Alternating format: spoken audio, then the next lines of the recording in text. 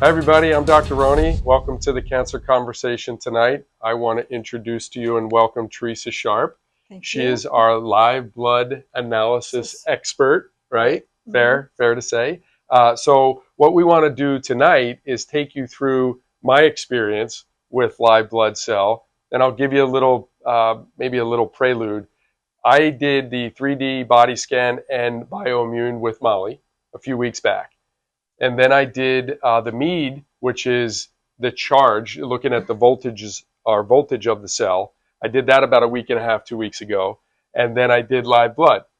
And I was a little sick and a little worn down, so I wanted to get all those tested. And I knew I had some things going on.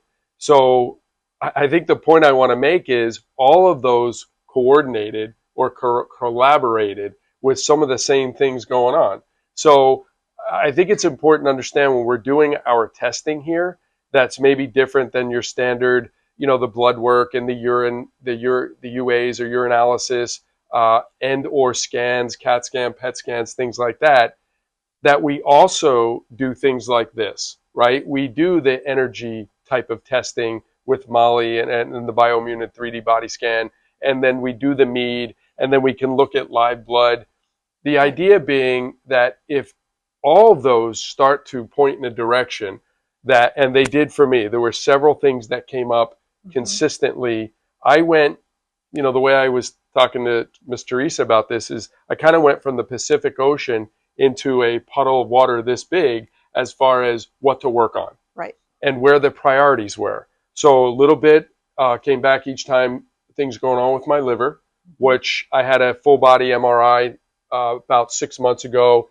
It showed a hemangioma, which is kind of a benign conglomeration of blood cells, but benign, but also maybe a little gallbladder, something going on, and a couple other things. Well, Teresa's analysis pointed to the liver, and we'll go over why in a little bit when she goes through my live blood analysis as to why she pointed out the liver. Molly pointed it out, and the MEAD pointed it out. It's like, okay, I know what I need to do, some detoxing, some liver flushes, things like that.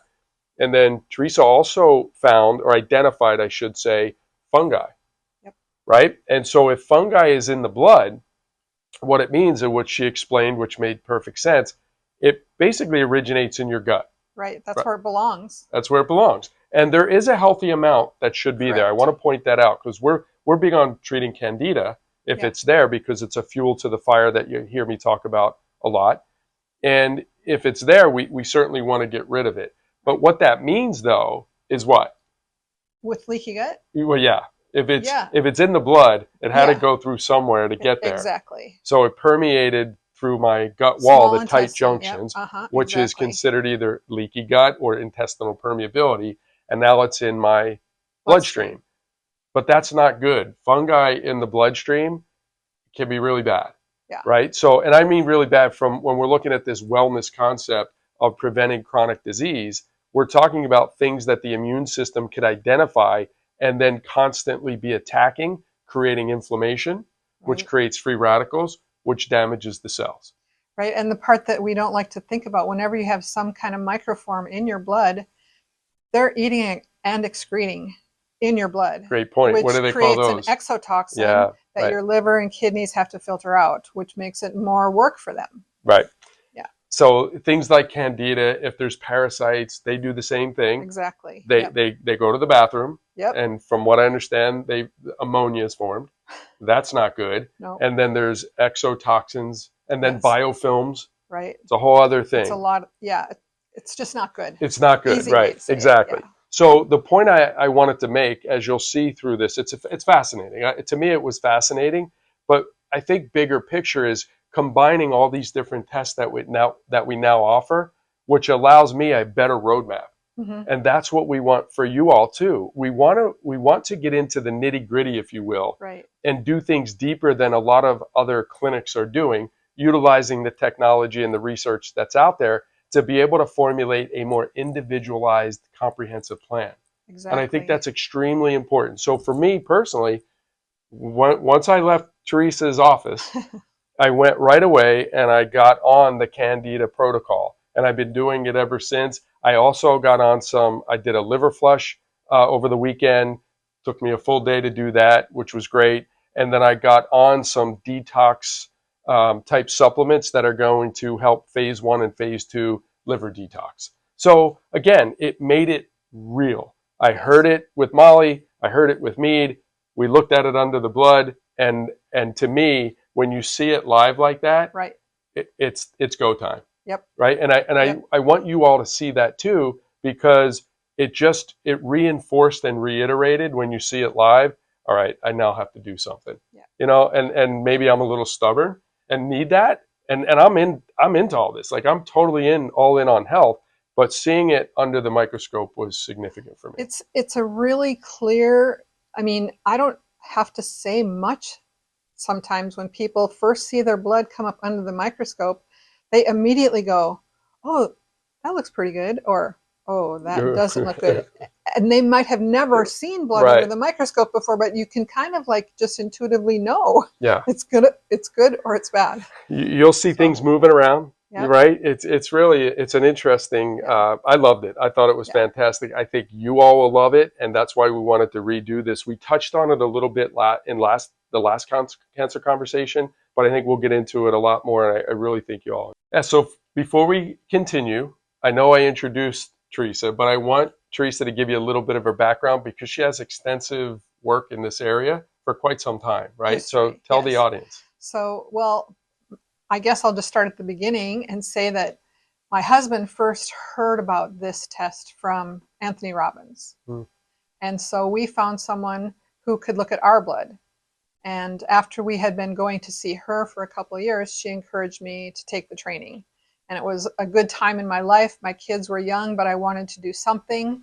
And we discussed it and said, if I got into something health related, then better chance we age better. Oh, yeah. Right. And so now I've been 20 plus years. I got my certification in 2002, and doing live blood pretty much all the time since then. Would you say, because I feel like when you see this stuff every day, you feel like you've seen, I don't want to say it all, but can you look at it fairly quickly and go? I am always fascinated by how the blood looks. There's definitely some trends that have changed over the years. Like when I first started, 20 years ago, I might have said maybe half the people needed liver support. Now, just because of extra stress and toxicity, almost everyone needs liver support of some kind or another. Same with gut health. It wasn't so prevalent. Now it's really that gut permeability, is endemic almost. So there's definite trends, but everybody's blood looks different, and there's always different things that I see. And I guess the fun part is putting together all the pieces to see what's the most prevalent, what are the priorities, and that's different for everybody. Well, a good point that you brought up there, what you're seeing on the blood, right? As far as liver, need for liver, gut, and such. When I work with my patients, I talk about big rocks, right? So when we fill a bucket up, you think about filling it with big rocks, then you fill it with pebbles, then you fill it with sand. The big rocks, in my opinion, are number one, keeping inflammation low, right? I think everybody would agree with that. Almost all disease processes are a byproduct of inflammation, if not all of them. I would definitely keep my gut strong and healthy, and I would support my liver on an ongoing basis. So I tell my patients, if you've been with me, you've heard me say that. Those are my big three rocks personally that I work and try to do. And you're seeing it on the blood as well. So that's really interesting. We never talked about that, but that correlates really, really well. The amount of toxins that we have, right? The amount of stress that we have, what that does to the gut, what that does to the liver, and then what that does to overall health too. So 20 plus years. 20 plus years, How many, and this putting you on the spot, how many analysis, how many do you think you've done? Thousands? I would say probably close to 20,000. Is that, wow, that's maybe, maybe even more than that. Okay. So that the reason I brought that up, I know over those years you've done this a lot. And I think when I worked with you, and you'll see, it was I think apparent that you knew your stuff. All right. Well, thank you for that intro. I think the experience is really helpful. Downstairs, Danielle, for example, is a guru in the scanner, right? And then we have other gals like Natalie, providers, and Rebecca down there now that are also gurus.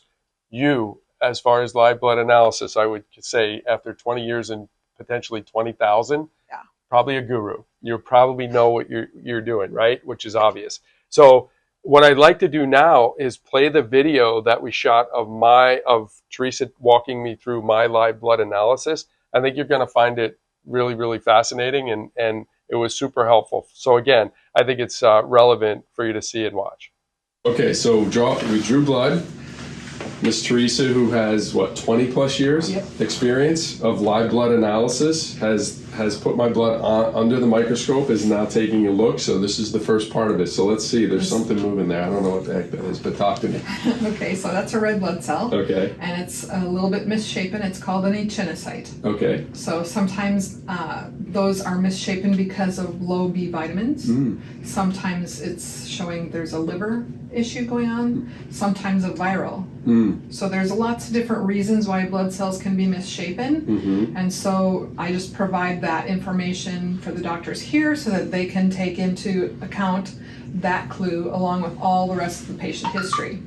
Interesting. And I did have, just to correlate, I'm getting over a viral infection, probably that was strong about 2 weeks ago, so maybe that's it. So then at least we can, as a patient, can give feedback to the doctor as they evaluate this. Right. And then they can I also put that correlate. in my notes. So when I look at the blood, I don't really have any information about the patient at all. Gotcha. And I use the blood just to see what's there. Sure. And then, but if the patient discloses something, then I add that to the notes when I give it into the patient portal for the doctor. Gotcha. Okay. So that correlation does get there. Okay. Right? All right. So the red blood cells, just again for your information, live about 120 days on average. Gotcha. So a 2-week-ago virus could definitely be affecting this. Gotcha. Right? Fair. Okay. So yeah, what else are we the seeing? other thing in this picture that we see, we have a lot of hemolyzed red blood cells. Okay. So they're hemolyzed. That can be from oxidative stress. It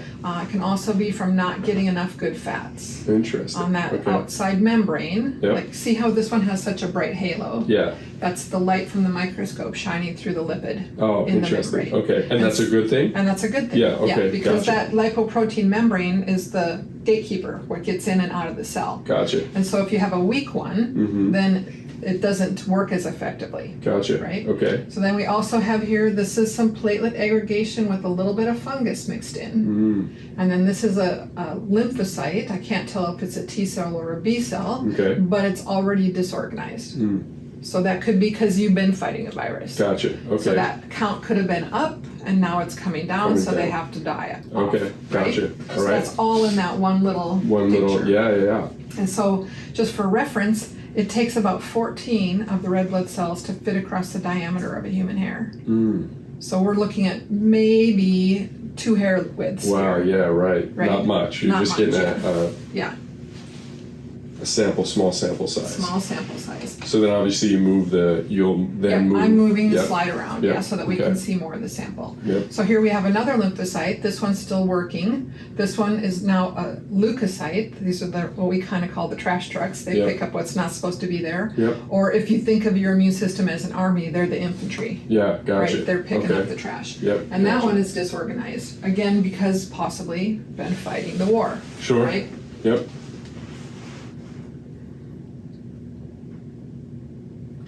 Do you feel a lot of fatigue? No, fatigue is really not a factor. My energy has been really good, but I am still fighting, something. Because with the hemolyzed cells, they don't carry oxygen as effectively because that membrane isn't strong enough to hold onto it. Gotcha. So fatigue is one of the most common symptoms that we see. Yeah, no, and so interesting. you can see quite a few echinocytes. Yep. Yeah. Interesting.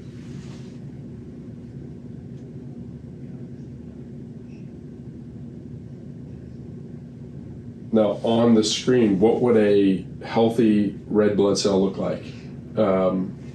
Is there... I was going to say it would look more like this one. More like that one. More darker? One. Yeah, a little bit right. darker, Wow. a little bit brighter halo. Yeah, most of them look hemolyzed. Yeah. Right? In this area, for sure. Yeah. We might move into another area where you've got more that are stronger and healthier. Stronger, Yeah. but not a ton. A lot look hemolyzed. So here we're coming into a better area. Okay. All right, so that's, yeah, okay. Yeah. So let me focus out a little Wow. better. Yeah. What a difference, you know, you could see the Yeah. difference as far as good versus bad, right? So, Yes, and I try and put that into a little bit of a percentage for the doctors. Like Yeah. if we see a lot of hemolyzed, Yeah. I'm going to go back and kind of go at the end Right. and say, oh, it looked like about 20 or 30% Yeah. were hemolyzed. Hemolyzed, Right. That way okay. they have an idea. Yeah. I don't do actual counts. Sure, I'm just sure, doing you kind of just- a visual sure. estimate. Yeah, Because absolutely. they get enough counting types of tests. Right, and I'm Right. sure your experience, you know, you 20 plus years, Yeah. you can look and get a Yeah. good idea. And so there was one fact that I thought was interesting to let the audience know, which was there's quantitative and qualitative. Right. So can you explain that real quick? I think that's So important. this is definitely looking more at the quality of the cells Yep. than the quantities. Gotcha. Like I said, I don't actually do physical counts, Sure. but visually I can kind of tell. Right. But when you have a regular blood test where they take tubes out, They're measuring. they're measuring, Right. and Which usually, is quantitative. which usually a computer counts first. Sure. And that's why sometimes, like when you go, they'll take several tubes, and you'll get one with a purple top and a yellow top and a blue Right. top, Right. because those different color tops say what they're measuring. Yeah, right. for If you're sure. doing a lipid test, it's one color. If you're Yep. counting a CBC, it's you know what I mean, another color. And For so sure. the chemicals or the reagents that are in those tubes help the computer count what right. they're looking for in that test. And then they're measuring based on what has been studied to be quote unquote normal. Correct. So the comparison here is they're not doing the count necessarily, although generally there is some. They're really looking at the quality. So if you saw the hemolyzed blood, right, and on the other slides, and now you're seeing the quality of these blood cells, which are very good, right? Right. Compared to hemolyzed before, Right. that's the quality that you're looking That's for. right, exactly. Just The to give quality. the audience a little perspective there. Right. So, and then the main purpose of us doing a live blood analysis, I mean, I know the benefits are outstanding, but tell how clinically it could help a patient. Okay, well, in particular here, a lot of times it's helpful for patients to see how the therapies are working. Right. And so if you look at your blood before you start or at the very early part of your treatment, Right. and A then, measuring stick, so to speak. and then you look again, Right. you know, after you've gone through your protocols, Yep. or sometimes even we do it right before and after a specific protocol, right. then we can see how it's working for you. Right. Because that's one of the 4 pillars, right? Yeah. That you want to personalize the treatment. Yeah. And so when we can see things, for instance, just say, we'll just take hemolyze for Yeah, instance, right. because you had that. Yeah. Now you can go and talk to the doctor Right. and say, maybe I need more good fat. Yeah. Maybe right. my liver's not breaking down the fat I'm taking. Right. Maybe, right. you know what I mean? Sure. Everything plays into that. Yeah, for so sure. that you can personalize more. Yeah, put some strategies together to clean it up. I Exactly. think the one thing I'm due for another EBOO. So after being sick, getting the oxygen and ozone to those cells is going to really rejuvenate the mitochondria and probably clean up some of the mess that's here. So I'm curious to see if I do an EBOO, say this weekend, then have a redo, Recheck and and let's see how see it's what those hemolyzed blood cells look like, and even some of the other things that you're seeing from an immune standpoint. So Correct. yeah, so Yeah. okay, good, yeah. Well, that makes me feel a little bit better. There's Yes. some better blood cells there. Yeah. I know you were getting worried at I was a little nervous, I'm not gonna lie. Yeah. But I did fight a pretty aggressive infection. We went away, and we had moved 2 weeks before that every weekend, and so anybody that's moved knows that that's a chore. yes. So between work and moving, I was just tired.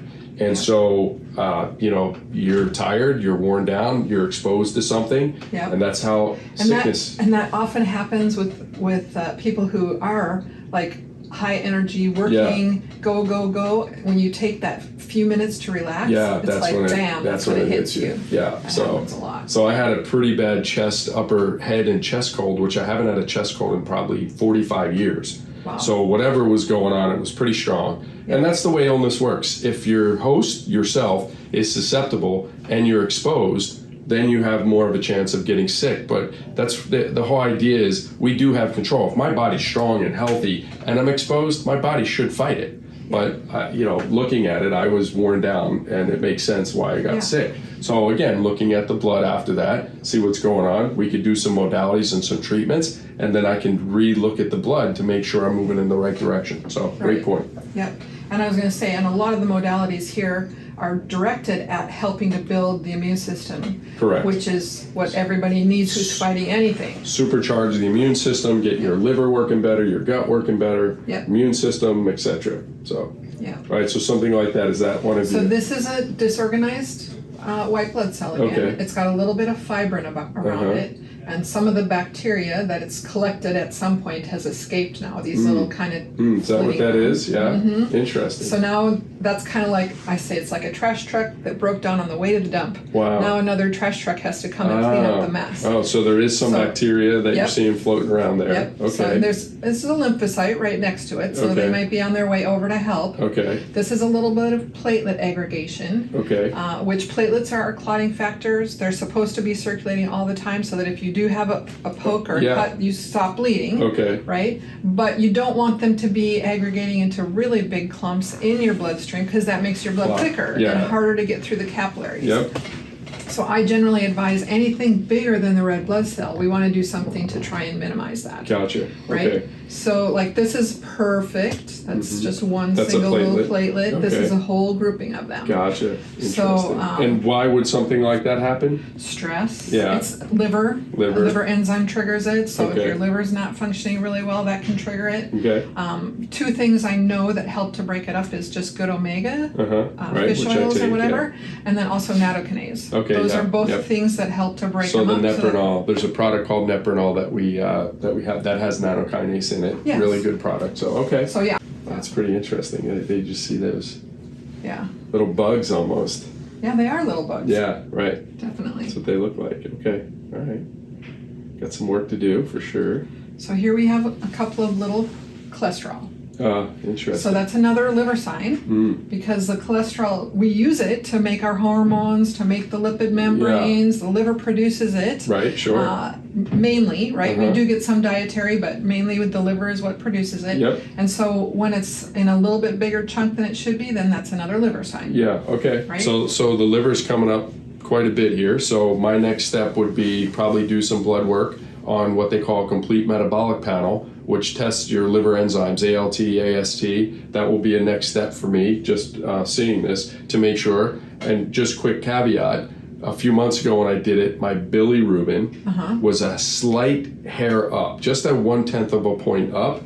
And I went to John, who does the ultrasound, and somehow, some way, I had a small little gallstone. Oh. So there's correlation here, which is, again, that's where the clinician's job is to talk through the patient's history and make sure, okay, we're seeing this, we're correlating some things on blood work, other blood work, we're correlating things on other tests, and now we can get a better, more individualized plan for me, even personally, based on this. So, the good news though is that these are still smaller than the red blood cells, which is good. Which is good because they don't cause any circulation issues. Gotcha. But I've seen bigger than the whole screen. Wow. In some patients, so and it can be really bad. Not to interrupt, sorry about that, but would there be some normalcy to, like, quote unquote normalcy, or when you see that it's like it shouldn't be there? Shouldn't be there. Fair. Yeah. Okay, good to know.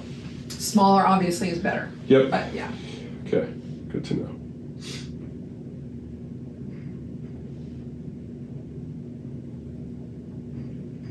So one a little bit oval. I'm just going to kind of keep my eyes open. Ovalocytes can sometimes be an indication of a hormone imbalance. Interesting. Not always the testosterone or estrogen, even like just stress hormone. Stress hormone, like cortisol, adrenaline too. So we'll see how many we see like that. Okay. Again, I'll put that kind of percentage in the report for the clinician. And then something like this here, so that abnormally shaped. So sometimes it's called a crenating membrane. It just means it's misshapen, and that can go back to those good fats. Okay, good fats. So maybe fats. Yep.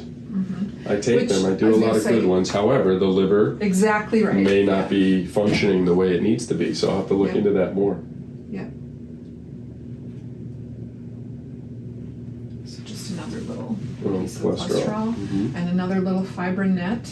So you can see that looks like a little spider web here. Yeah. Yeah, so that's a liver sign as well.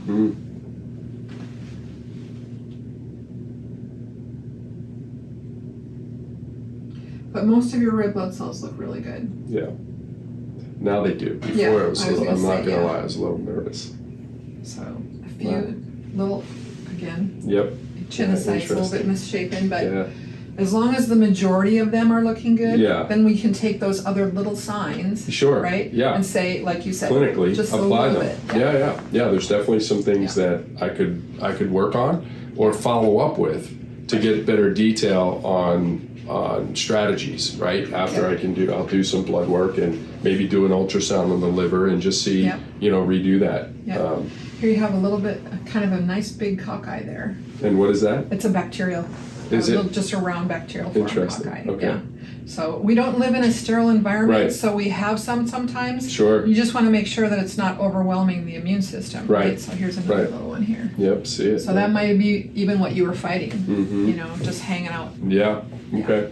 And then something, I know this is at the far end of the screen. Yes, I'll bring that in. Yeah. This is a nice active white blood cell, actually. Is that what it is? Okay, so it's doing its job. I'm going to switch the lighting right Okay. now so we can see the nuclei, so we can try and determine what kind of white blood cell it is. Looks like a neutrophil to me. Neutrophil is the most common. Yeah, can do a lot of different jobs in the immune system. Yeah. So immature white blood cells are things like neutrophils, lymphocytes, basophils, eosinophils, and they do different things. So for instance, if you see a lot of basophils, it's usually bacteria. If you see a lot of eosinophils, there's usually some gut infection or something like that going on. Or sometimes parasites. Or parasites, right. Yep. Usually in the gut, right? Yeah. So Yep. okay. Yep. Yeah, interesting. So a little neutrophil there. Yep. Now, so with that history that I gave you, would you expect, say I was fighting it now, I mean hardcore, would you expect to see a lot more of this on here? Yes. Yeah, that's right. Like I was going to say, just visually your white Doing count okay. isn't really high. Yeah, okay. So I think you're good as far as that goes. Yeah, I'm on the tail end, yeah. right, as far as this live blood analysis would show, correct? Yeah, good. Just for your information, the ratio is 1 white blood cell to 600 to 800 red blood cells. Oh, gotcha. Okay. Visually. So one white blood cell to 600 to 800 red blood cells. Yeah. So that's good. Yeah. And again, that gives you a general idea when you're going through this. Exactly. You're pretty good, or we have a problem. And that you can be that general with your analysis. Yes. Right? Yep. And then that's what you report. Yep. Without counting it so much is what I'm saying. Okay. And so this actually is a basophil. It's Okay. nice and active. They look different than the neutrophils because they have real big granules. Okay, yep. Right? So you can see the granules moving there. It's moving kind of down and to the right.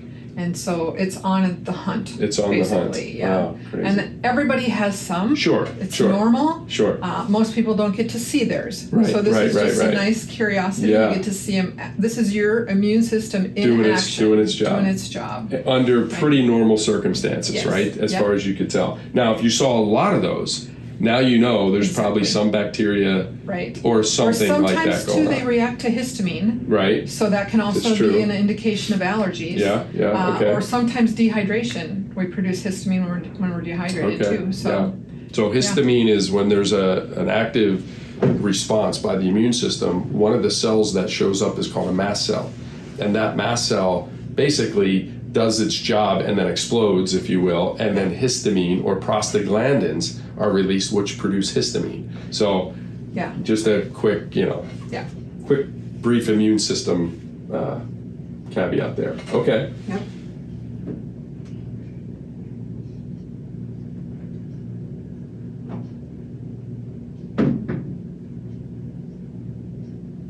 Couple more. Couple more, okay. Yep. So they make up about 3 to 10% of your white blood cells usually. Okay. And these are basophils again. Basophils again, because they have the bigger granules. Again, immature white blood cell, but specialized. Yep. And then here we have some fungal signs. Oh, there's a double head cockeye.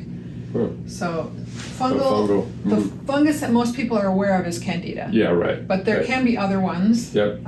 I can't necessarily define which Sure, one this but is, so I still. just say it's a fungal marker. Yeah, good and enough then- for me. And then right? the doctor knows what to do with that. Okay, so again, with that these fungal markers that you're seeing, is that something abnormal? Meaning, should this be probably treated? Okay, so Yeah. let's say it's average, Yeah. maybe not optimal. Gotcha. You got Right. it. Okay. So I see a lot of people dealing with it, and it's probably because more and more people are dealing with a little bit of leaky gut, Gotcha. Okay. because it's part of the flora Sure. that we're supposed to have. However, but when it becomes shouldn't too be high, in the it shouldn't be in the bloodstream. gotcha. Right? Gotcha. 'Cause I say- Good to know. When it's in the gut, Yeah. we're sharing our table. Sure. It's eating off what we ate, and Sure. it actually helps us to break down our foods and create B vitamins and all kinds of things. For sure.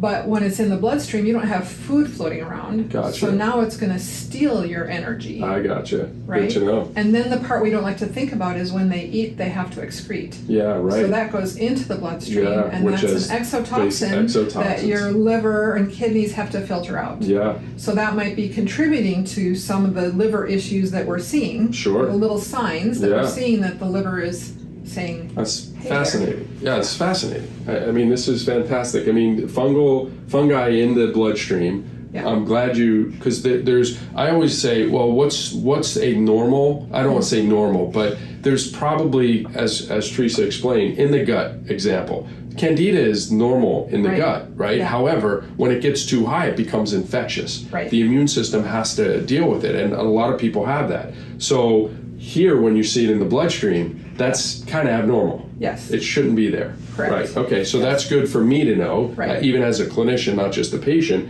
because that's something we want to go after because Yep. fungi is definitely a big factor in chronic disease, Yes. especially cancer. Exactly. So this is very relevant. Okay. Yes. So again, if I'm trying to prevent, I want all the data that I possibly can get in order to clean up. No different than if I'm trying to clean up from cancer or some Right. chronic disease, or I'm trying to prevent it future. Right. Knowing things like this, I think, give you that power and that control. Exactly. And I think always that's say fantastic. knowledge is power. It's Or power. at least potential power. If Yeah. you use the knowledge. I mean, I'm certainly going to act on this ASAP. Yeah. So, so yeah, this is great. And just for your reference, it's not a lot comparatively Sure. speaking. I No, mean, but in my opinion, I want to be as clean as possible. Right? We use this term on our cancer conversation, fuels to the fire, right? If I have too many fuels igniting the inflammatory fire, that's when damage occurs to the cells. So the less fuel, the less fire, the less damage. So getting rid of things that we're seeing here just gives my body a better chance to stay healthy and reduce that oxidative stress at the cellular level. Correct. So good info, great info. So again, a little bit more. Yeah. Okay. Yeah. Now we're seeing more A of little that. bit more. Okay. It actually, the little white bubble that we're seeing is actually caused by the fungus fermenting.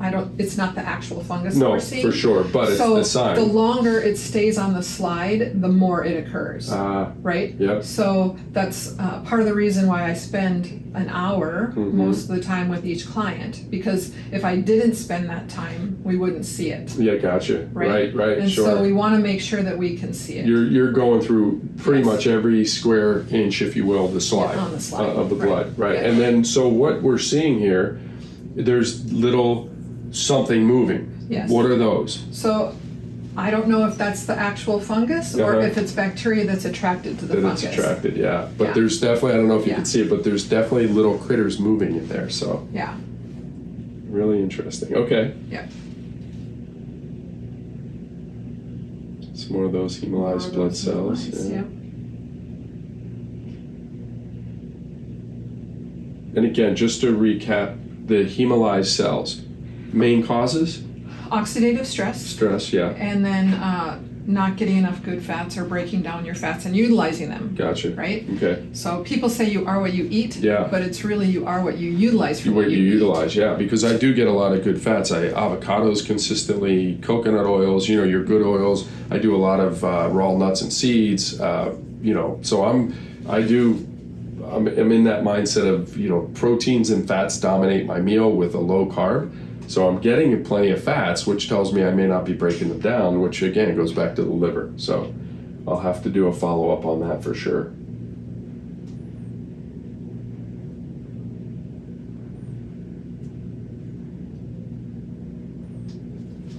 And they're moving. They're, you know, those things are moving. Yeah. Cool stuff.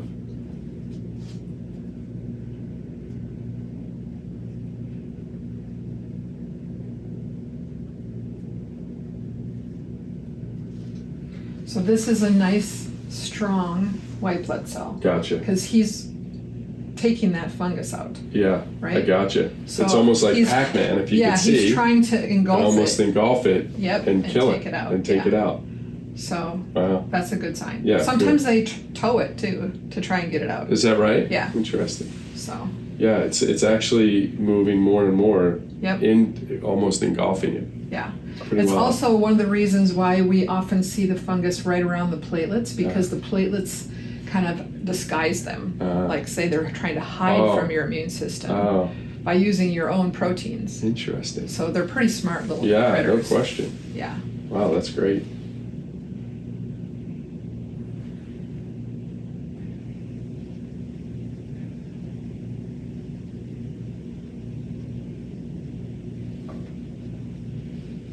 So here's a kind of a big grouping of platelets, maybe just a little bit of fungus there in the center where the white is. Right. Yep. So this is, again, one where I would say this is you want to do something to break that up. Sure. Because you don't want your blood to be thicker and thicker. Sure. And that's the nanokinase, right? As one. Mm-hmm. And fish oils. Fish oils, Those are the two. Yep, okay. Another double head cockeye. Yeah, and then the significance there is that just double head cockeye is what Teresa said. Yeah, so it's most of the simple flora you would say from your gut is just a single. Okay. So usually if you look up any different, I can't tell what kind of bacteria it is from this test. Sure.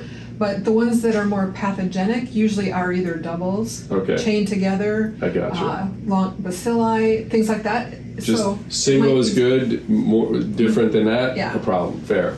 That's fair.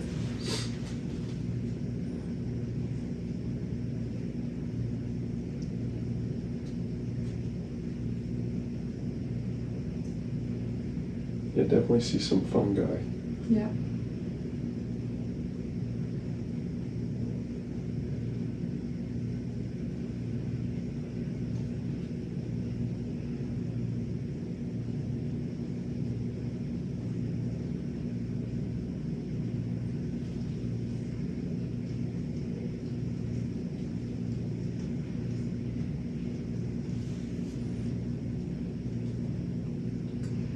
It'll be interesting for me to put a plan together for myself, right? And then redo this and say, what would you say, a month if we did if I did a protocol, I'm going to do the EBU again, get the liver checked out, maybe do a detox, maybe a liver flush, things like that, I think would be helpful. And maybe even do some antifungals, either natural or medication is what I'm thinking. Yeah. Would you say, just in your opinion, even just a quick overview, that's probably the good direction? I'm not a doctor, but yes, that's definitely. what you would, based on that, you would tell the doctor, look into this, look into that, those things so far. Yeah, and I often do that to the patient, is give them a list of things to talk to the doctor about.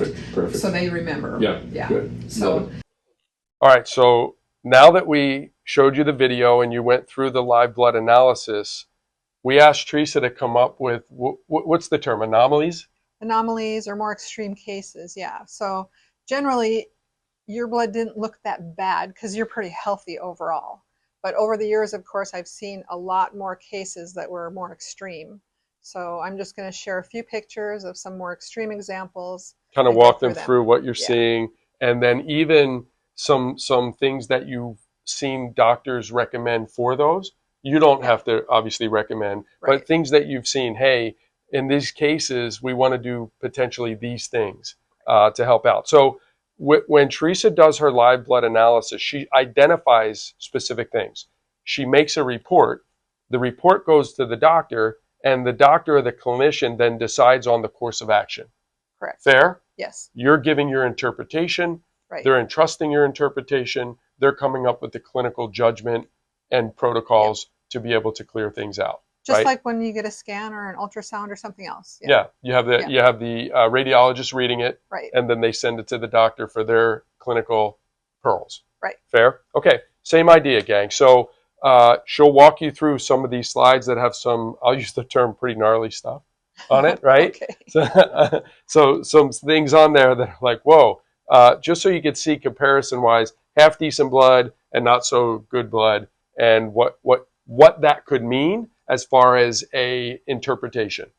Fair? Fair. Okay, so we saw my blood. They Right. walked through that. Yes. Let's review some slides of maybe a little bit more extensive. Fair? Yeah. Okay, let's So do that. this is a slide that shows a lot more echinocytes. Like you had a couple, and I don't know, maybe if you even really caught it in the video because it was just a small part for you, which is more of a normal occurrence, but this is a much more extreme case where there's a lot of echinocytes. And And explain to the audience that so echinocyte is... echinocyte is a malformed red blood cell, but basically, if you can imagine, the inside of your blood vessel is round and smooth, and when the red blood cell is round and smooth, it makes really good contact so that it can give off the oxygen and nutrients to the rest of your cells. The echinocytes is like trying to give that off through funnels because they have just these little spikes that are touching the inside.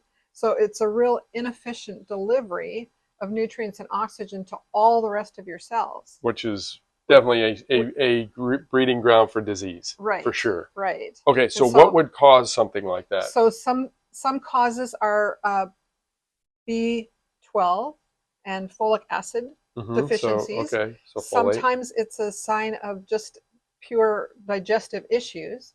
Sometimes it's a liver sign, and sometimes it's a viral sign, and sometimes it's a sign that there's been chemical exposure that's really made your liver upset. Right? Okay, and then when you look at the full slide, because this is, if you could see it, it's only Teresa moves the blood around the entire slide. Right. So this is just one section of it. One section of it, right. Is it fair to say when you move it around, the picture becomes more clear as far as what could be going on? Can you gather more data as to pinpointing what it could be more and more? Because that's what you did with me. You can see on your slide, you only have maybe like 1 or 2 echinocytes, where this is a lot more. So as I'm moving around the slide, I'm trying to come up with kind of a percentage. Sure. You know, I don't actually sit and count because this is more of a qualitative look at the blood than a quantitative look, but I try and give the doctor at least a little bit of an idea. Was it, you know, like 2% or was it 25%? Right. Because that's going to affect their how much weight they put on that prioritizing when they're prioritizing what to do about it. Yeah. Right. Yeah, I love that, the quality versus the quantity. However, you still are looking at it overall going, hey, we saw a lot more of these than we should. Exactly. It could mean this. Right. Be aware of that. And then even for me, just to correlate, I went back and I did blood work right away. So I looked at my liver, I looked at my bilirubin, I looked at my kidneys, I looked at things that showed up. Right. And thank goodness they were good. Right. So it's like, okay, I know I'm good, but from a wellness standpoint and preventing disease, I have work to do. Yeah. Right. And the same thing if you're preventing reoccurrence or trying to get well during a chronic disease like cancer, you want the least amount of fuels to the fire as possible. Right. And the fire being the inflammation. So the less gasoline, the less fire, the less damage. Right. Fair? Yeah. Right. And I often say that looking at your blood this way is kind of like, if health is a straight freeway, this gives you an idea, like, do you have a tire that's on the side of the road going bip, bip, bip, bip, bip, because you're getting close to the shoulder? Or are you already on the shoulder? Gotcha. Or are you in the ditch? Yeah, are you flipped over? You know, if you flipped over in the weeds. You can always get back on the road, but it's going to take more work if you're flipped over in the weeds. That's a good. It's I love it. It's a great way to stay on top of. If you're already healthy, staying that way. And then if you're not already healthy, how hard are you going to have to work back to get back to being healthy? Right. So on my slide, the beginning of the presentation, right where you I thought I was ready to fall off the chair. I'm like, I might be flipped over on the side of the road in the ditch. Right. It got better, thank goodness. Exactly. So anyway, good, great. Okay. I love that analogy. I think that's great. Yeah. So now this one is a really big grouping. It's called a heterogeneous symplast, which just means it's a grouping of dissimilar parts, but it's got platelets in it, it's got fungus in it, and it's got fibrin. And is this right here, all this? All of that. All that. All right. All of that. Wow. So it's like a big condo development for fungus Really? For junk? for junk, Wow. right? And Okay. so, and because it also is so big, it's going to slow circulation down a little bit. Right. But all that's going to be creating toxins for you, slowing down your circulation, clogging up your elimination organs. That's a big problem. You can see the difference where Dr. Roney just had maybe a couple tiny little spots Yeah. of fungus in Yeah. comparison. Yeah, I'm feeling better and better every second here. Yeah. This is good. Yeah. I love it. And then Ooh. this is more strong fibrin. Okay. And of course, the blood is also rouleaued and stacked together. You didn't really have that, but you did have a little bit of fibrin, which Sure. points to the liver. Yep. But it wasn't nearly this prevalent. Right. So these are red blood cells that are pretty much stacked together. Stacked together. Is that clotting? What is going on It's there? a condition called rouleau. Rouleau. And again, it's like a very inefficient way for your blood to try and deliver the nutrients and oxygen because they're all stuck together. Okay. And what do you see this as a result of? So there's a lot of things that can lead to rouleau. Normally, the outside of the cell has an electromagnetic charge that's negative. So they repel each other, just like you can't push the two negative ends of a magnet together. Yeah. They slide off. And so this kind of sticky blood means that that electric charge isn't there. Ooh. Now, So could that correlate with the mead? Yes. Yeah. That's going to bring. That's going to be a sign that your voltage is way low because you can't hold the charge on your cells. So, and that can sometimes be from low electrolytes because we need those electrolytes to be able to hold that charge, just like you need a wire to run the electricity. Yeah. Right.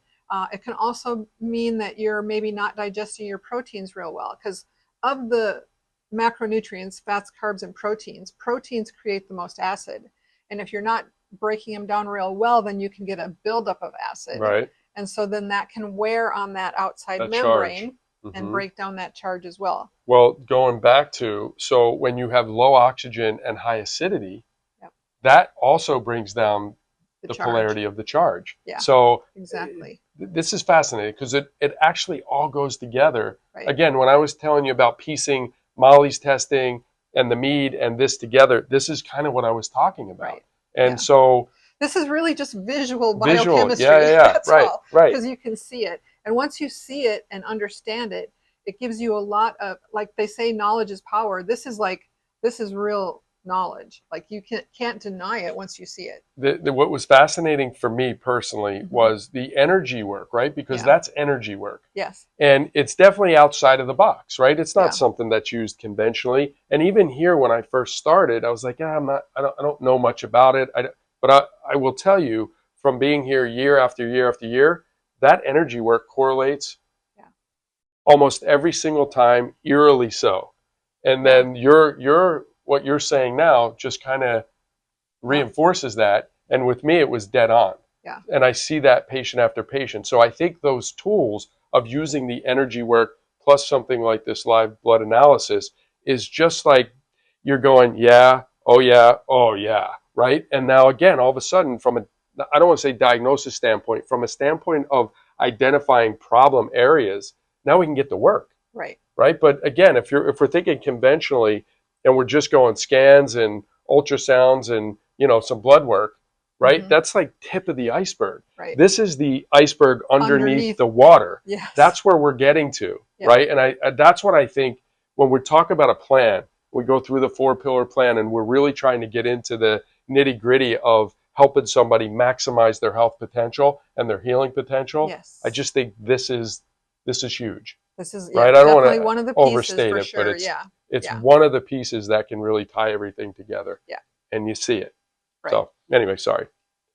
And then this is much larger bit of cholesterol, like what we saw. You had just the teeny tiny ones there. You see, really small. Yeah. This is really big. So this is way bigger than the red blood cells. So this is going to affect circulation for sure. Okay. So sometimes when there's this big of plaquing, if you will, right, of cholesterol, things that go along with that are like cold hands, cold feet, foggy thinking, because there's so many capillaries that has a hard time getting through the capillaries. Sure.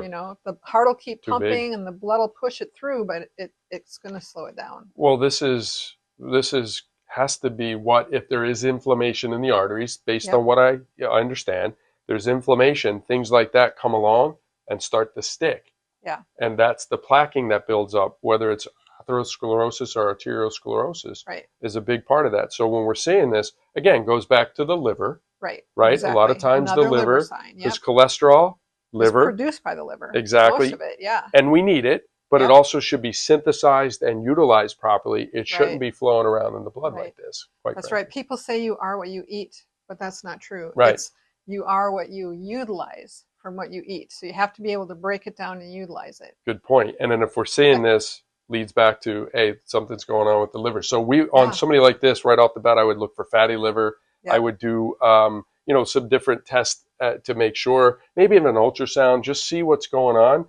and then really get them on a detox, liver flush, things like that. Yep. And you could correlate then those blood findings with making sure that they're there. We put them through a protocol. We do follow-up testing. It's better. We do follow-up live blood analysis. Yeah. Now we know we're getting somewhere. Yeah. So, okay. All right. Go ahead. This one's, the next few are just going to be some of the more recent anomalies, things that we're seeing since the pandemic started. Post-virus. Post-virus, Jab. post-vaccination, Right. yeah. And it doesn't really, like, I don't keep track of like who's vaccinated and who's not. It doesn't really matter. Things show up across the board. Mm-hmm. So some other microscopists in other areas, also people who do embalming, they're finding these like really long Clots. thready clots and hydrogels and things like that in the blood. So this is kind of what that looks like when it's in somebody's live blood Under a microscope. under a microscope. So what is, okay, see, blood cells, these are stacked like we Yep. saw, Yep. right? And then what would you say that is?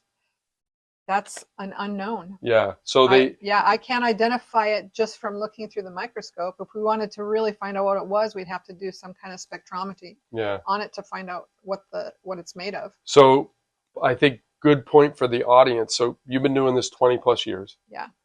And these are things that you just don't know what they are because you have not seen them. Is Right. that Well, fair or no? I haven't seen nearly as many as I have the last 2 or 3 years. All right, got Yeah. it. So you could see things like this previous and but still not have very to often. not very often. Okay. Yeah. All right. I just wanted to make Yeah. that clear. But what you're seeing under the microscope since post pandemic is definitely a different. You're seeing some different Different stuff. things. Okay. Yeah.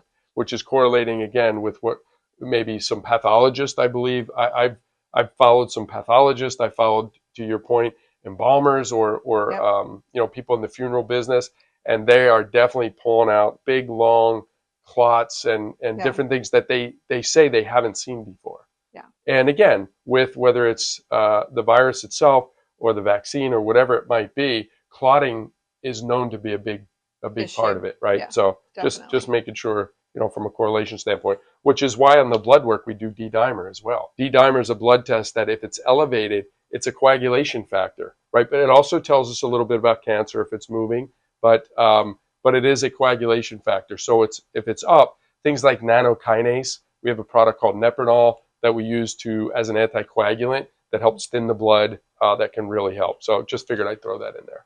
Awesome. Okay. Yep. So this is just the other end of this form. And it was probably total about 4 or 5 screens long. Really? So so it's just a big maybe hydrogel. That's something that I've heard some of the other microscopists and doctors who are doing microscopy call this, but like I said, I can't say that that's necessarily what it is without further testing. Okay. So, but it's definitely a serious anomaly. An anomaly. And that's something where maybe I would suggest like an EBU, to the patient, or maybe doing some chelation to try and pull some things out. Yep. So, and we might, if they haven't had it, we might do extensive blood work and things like D-dimer and just look at different things to see where they're at that way. It almost looks like a worm or something. It does. Right. And a lot of times people wonder if it's like a parasite or something, but it's very, very rare to see a parasite floating in the bloodstream because they usually lodge in an organ. Like they're in your gut or they're in your liver or something like that. Good point. So this is just another Another one from a different patient, but also more recently. And so you can see this one's got like some folds in it. And you're seeing, so these, the blood, right? It's almost teardrop like. yes. What are you gathering from that? I mean, some of them are halves. So yeah, so some of them, the ones that kind of look like they're folded over, are a little bit dehydrated, the cells. The ones that are kind of lemon or teardrop shaped are what's called a dicryocyte, and that's a sign that proteins aren't breaking down properly. Sometimes that means that you're not chewing enough, that you don't have enough stomach acid, things like that. So those are also hints to help the doctor see what they can do digestive-wise. That would go on your report. Okay, right. Now use the term hydrocell, I believe. Hydrogel. Hydrogel. What? Yes, that's one of the things that they found when they looked at under the microscope like this. They've looked at actually what's in the vaccines from the different manufacturers, and this hydrogels is one of the things that's actually in the vaccine. Okay, so that could be showing up. So that could be showing up, and they're saying not only if you've had the vaccine, because now they're giving it to the animals that we eat. You know, they're giving it to the livestock and things like that. So even if you've been trying to avoid, then you still might get exposure. When you look at this and you have a blood-borne type of cancer, are you able to see that, whether it's leukemia or something like that? Well, first of all, this isn't really a diagnostic tool. Right? We can't really diagnose something. And over the 20 years that I've been doing this, I really only recall two cases that were actually diagnosed leukemia that I knew before I looked at the blood. Gotcha. Right? Okay. And it's generally a big imbalance between the number of red blood cells and the number of white blood cells, or an imbalance between the types of white blood cells. Gotcha. Right? Gotcha. So we don't see actual like cancer cells floating around in the blood, but it looks more like an imbalance. I gotcha. Okay. Yeah. And you did tell me, and one thing I remember from last week, you told, or during the live blood, you said there should be about one white blood cell for every 600 to 800. Yes, red blood cells. Yeah. Right? Yeah, good memory. Yeah. So so I thought that was interesting. And so when you're not quantifying, but when you're qualifying everything, you are looking at obviously the quality, but you are saying, whoa, there's a lot more white blood cells that are in these slides than should be. Right, because that's a sign, that can be a big sign of inflammation. Inflammation or infection too, right? Yeah, right. Fair. Okay, all right, good. No, great one. Okay, well, listen, I personally, I think you could tell from my enthusiasm, I think this is a test that should be a part of our initial onboarding with every patient. So I wanted to thank Teresa for being here. Thank you, Dr. Roney. We're lucky to have her here too with her experience. I hope you enjoyed this. I really think, as you probably have seen and watched, it's definitely a good addition to our screening process, and having Teresa here for sure is a major bonus for us. So wanted to say that, and I mean that. So stick around, make sure your questions, if you haven't put them in. Teresa will help answer them as best she can. As always, if we run out of time, we'll make sure we answer those and then send out the list of answers moving forward. Hope you all are excited about some of these things that we're bringing into the clinic, and wish you all the best as always.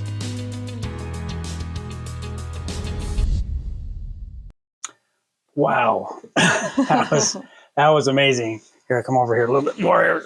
Share the room. All right. the two hosts with the glasses right now, so we can read your fine print. Yep. Everybody hear us okay? Welcome to Teresa Live. I hope you found that as fascinating as I did. And so we're thrilled to have Teresa help us answer some of these questions. We have lots of them here. So everybody hear us okay? The key to remember too is Teresa's going to try to zoom through these questions pretty quickly, but if we can't get to all of them, she promises she'll stay up past midnight tonight to answer the rest of them. No, anyway, we appreciate your patience, and okay, let's get started. The first one, if you have fungi or yeast in the blood, does EDTA chelation get rid of it?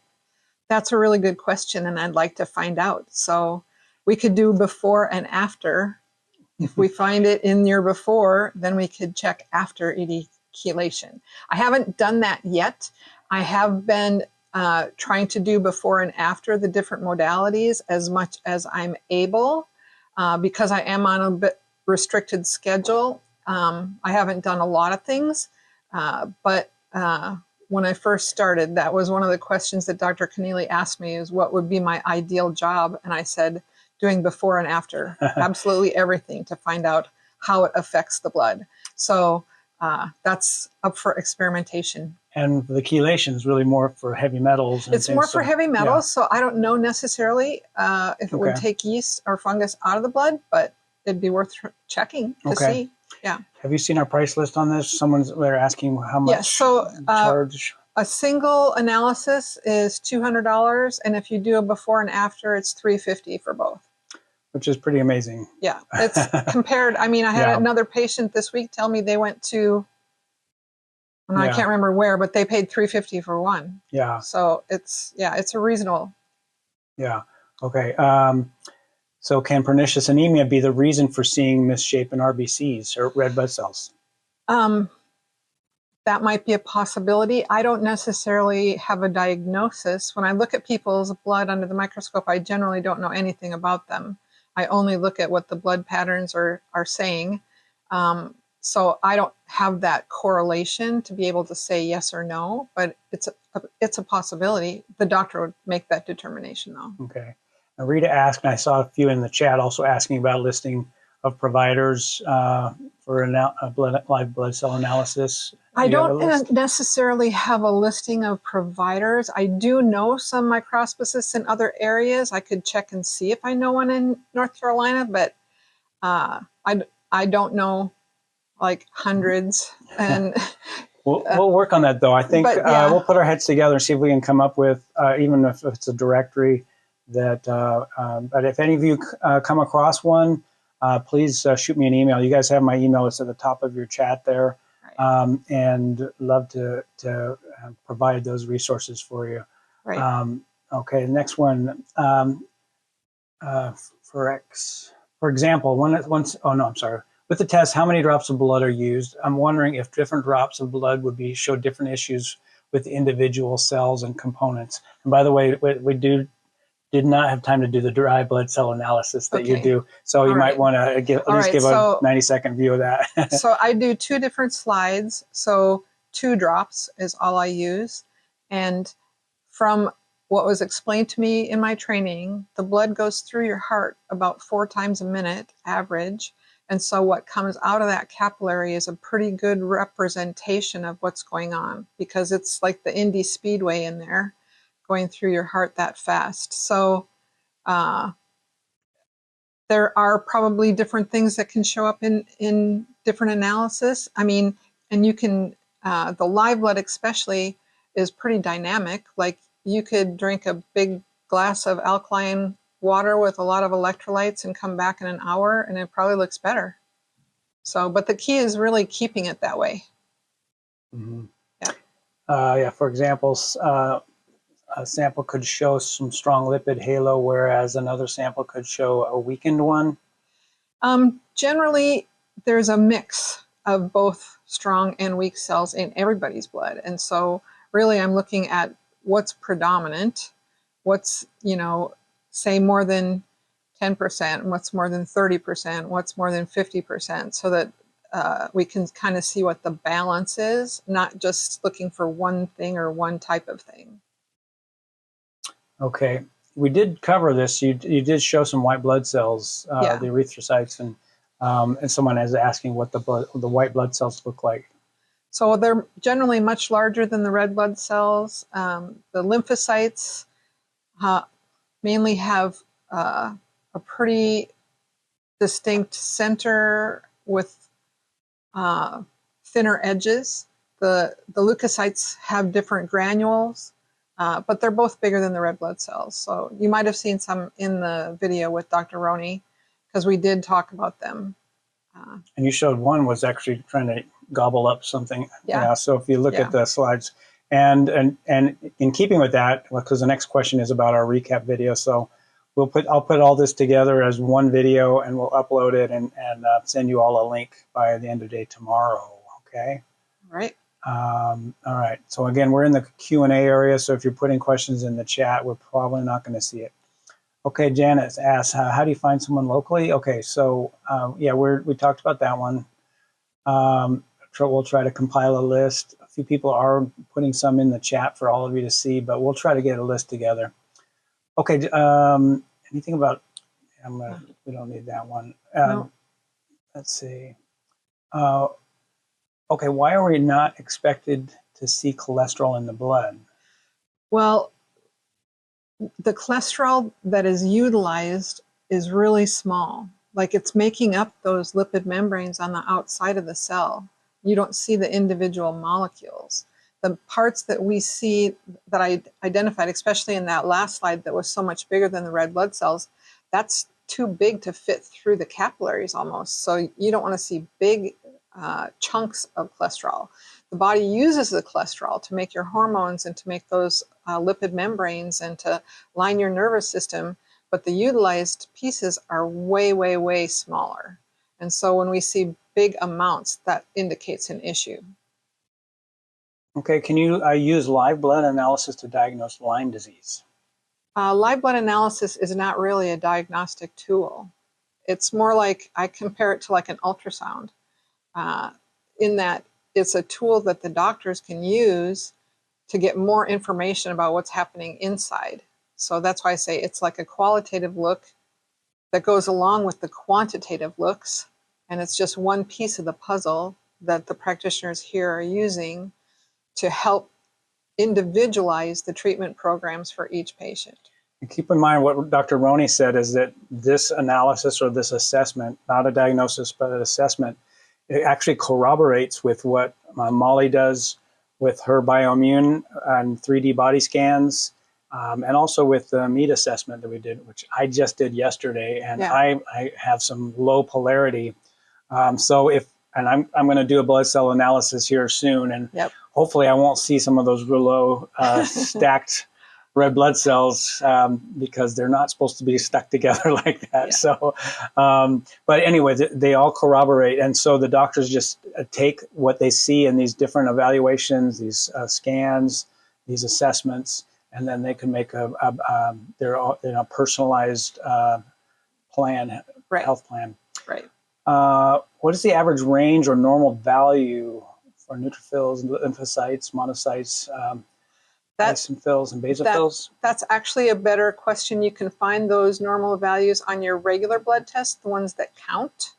When I'm looking at the blood, I'm just kind of visually verifying that the ratio is about 1 to 600 or 800 red blood cells.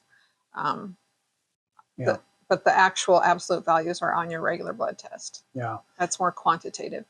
And by the way, we call it blood cell analysis. It's also called microscopy. Right. And so I know some people are saying they've heard of it by that name. Right. Does yeast in the blood actually morph into cancer cells, as Dr. Simoncini claims, and if so, can the transformation be seen during live blood cell analysis? I'm not familiar with his claims, and I would say that if you were trying to see something like that morph, you'd have to watch the blood for a really long time. I wouldn't think, we spend about an hour with each patient looking at their blood, and I don't think that you would see that kind of action occur in that short amount of time.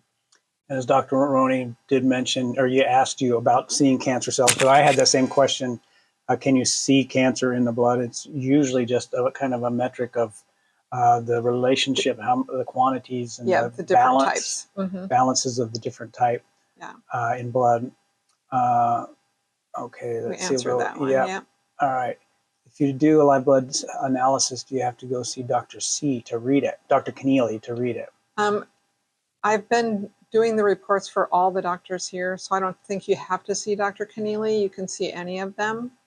And I'm always available for questions too if they have questions. They're all still learning too. So yeah, and I'm seeing Dr. Rowe, so she's my doctor here, so she'll take a look at that. Yeah. And Teresa does a great write-up on the explanations for this, so it makes it easy for the doctors to evaluate. Let's see. Catherine asks, is the rouleau due to using a view of the sides of the slide where the RBCs will dry and clump more than to the middle of the slide? Anything to do with that? Definitely you can see more rouleau at the edges. I usually try and show people how their blood clots at the edge so that they're familiar with what that looks like. But that's not where I'm taking the information on whether or not you have rouleau. I'm looking in the very center of the slide for that. So I'm very aware of where I am on the slide so that I'm not misreading it. So this one addresses what you already mentioned with Dr. Roney, that you're seeing changes in your analysis of live blood cells since COVID-19, like some doctors have. Yeah, definitely. Let's see, does the live blood analysis change after undergoing a biocharger session? Yes, actually, that's one of the first ones I did. Interesting. Before and after when I first got here. And yes, the blood moves a lot faster after the biocharger. It's very energized after the biocharger. But also, at least for me, because I'd looked at my blood before and after, it did also initiate a little bit of a detox. So I saw more liver signs after as well. This just a reminder that she's talking about a lot of the info that we talk about is healing is voltage, that the body, every cell is a battery. And so we don't want to, a lot of people don't think about how much the voltage has to do in the circuits. And what I saw yesterday in the mead testing, there's like 12 different circuits in our body, and every organ, your teeth, your toes, everything's connected to a circuit. And those are really powered by the battery of the muscles in that area. Or so we want to make sure those are being charged with exercise and not discharged with toxic. Right, and Dr. Roney mentioned that too, about how when he first started here, he wasn't necessarily as familiar with the energy types of medicine, that the frequency medicines and things.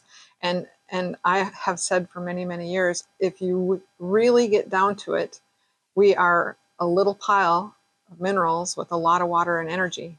That's it. Yeah. And so if you don't address the energy, then you're only getting part of the solution. Yeah. Okay, what's the effect of drinking ozonated water on irregularities in the live blood cell analysis? That's another good question, and something that we'd have to research and do before and after on. I don't know. I have not done that. Are the hydrogels seen in non-COVID vaccinated individuals? How about in antigen positive versus negative individuals? That's something, again, I don't know, because I haven't tracked who's been vaccinated and who hasn't. Mm-hmm. Yeah. Okay. Let's see. How do I reduce a lipoma on my ankle? Doctor said not to worry about it. Well, that's not really my area of expertise. I can't answer that question. Sorry. Take it out. No. Sorry, I'm not a doctor. No. Don't listen to me. No. Yeah, don't listen. All right.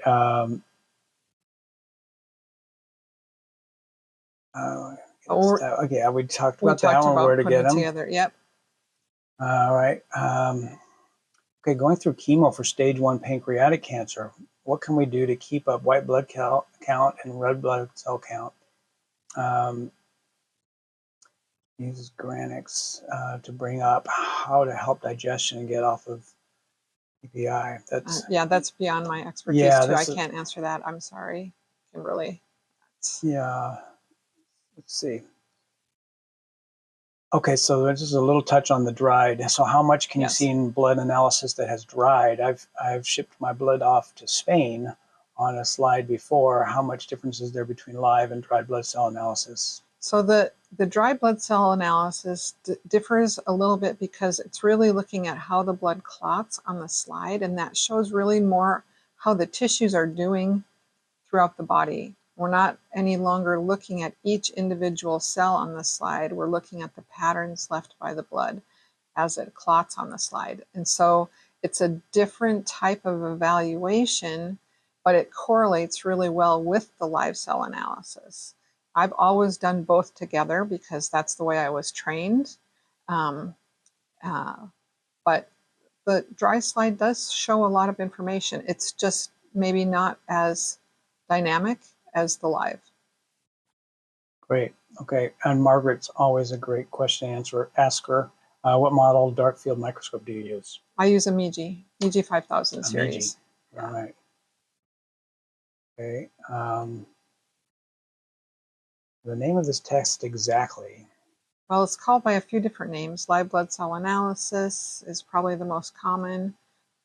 Live cell microscopy is another one. Biocell analysis is another one. There's a lot of different names for it.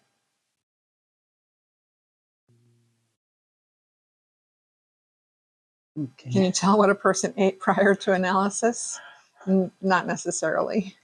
So sometimes if they ate something really fatty, we see a lot of more active fat particles floating in the blood, but I can't necessarily tell what you had for breakfast.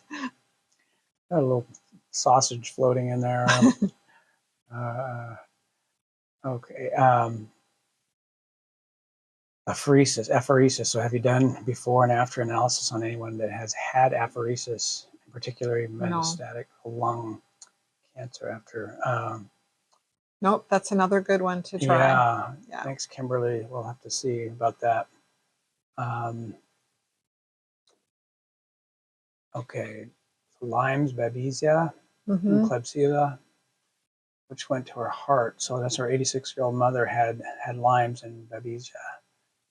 Dark field imaging showed many like blood cells jammed together in a chain like candy canes. So that's the rouleau she was talking about. After ozone and Myers drips, her blood looks much better. I was wondering, Teresa, take on best course of action? Okay, my best course of action would be to work with a practitioner that's familiar with Lyme's disease, because I'm not a doctor, so I don't actually make recommendations or protocols for people. I have always worked with practitioners who have the licensing to do that. And sometimes when you hear or see things online about that are negative reports about live blood analysis, it's because the practitioner who did it was maybe stepping beyond their licensing or training. And I've always just chosen to work with practitioners who have that and supply them with the information, like an ultrasound tech, rather than trying to make those protocols myself. Excellent. Yes.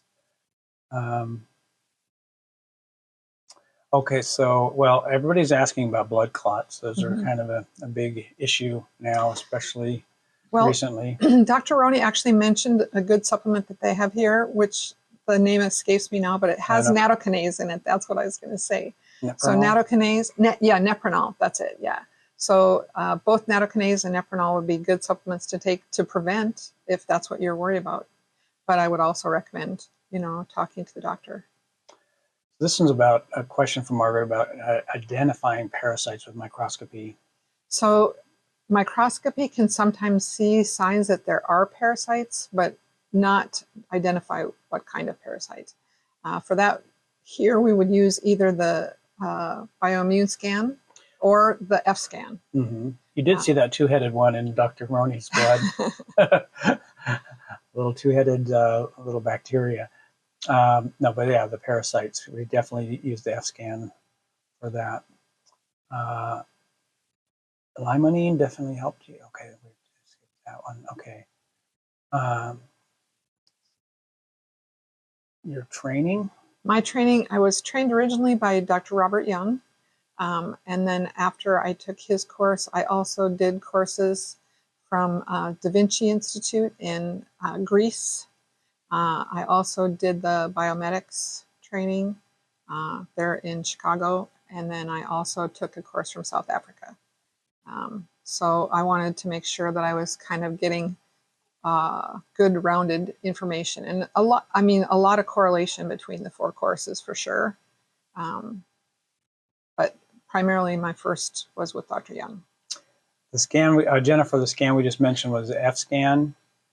Then Ashley does that. And so if you have parasites, every parasite has different frequencies. So it can actually measure the frequencies, and it'll tell you these frequencies relate to this type of parasite. So it's fascinating. You can see which ones. And it's very precise, yeah.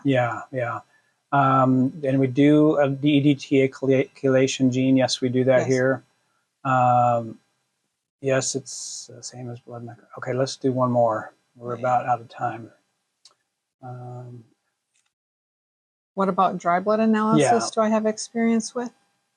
I've been doing it over 20 years. I always do a live slide and a dry slide together, always. And we cut that out of this webinar because we just didn't have time to cover the dry slide. Yeah. But she does do the dry slide analysis immediately. In fact, you saw it at the very end of the video.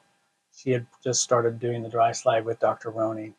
So that's fascinating too. That's covers different things. Right.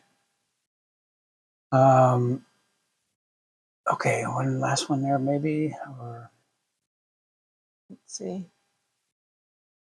one here maybe. Yeah. So have I seen a difference in live blood on different diets, like high protein or high fat diets? Again, I haven't done a lot of comparison of diets. Like I said, with my clients that come through here and over the last 20 years, I don't necessarily have questions about their diet because I really just want to see what the blood says, because the red blood cells can have different shapes sometimes, or the membrane doesn't look good. If, for instance, you're not digesting your fats real well, the membrane gets weaker. If you're not digesting your proteins real well, like at the very end there where we saw those lemon-shaped, the dicryocytes, that's a sign that proteins aren't digesting well. And then if we see that, then we can maybe discuss diet and see, sometimes if you're not digesting protein real well, then maybe that's something that you have to, maybe make a choice not to eat so much protein, or get some supplements that make it easier for you to digest the protein. So. And one last one, I think Margaret was saying they did find parasites in her blood. It's just most parasites find their home in an organ. In an organ somewhere. Usually, yeah. So, but they do get transferred through the blood somehow. Right, yeah. Right.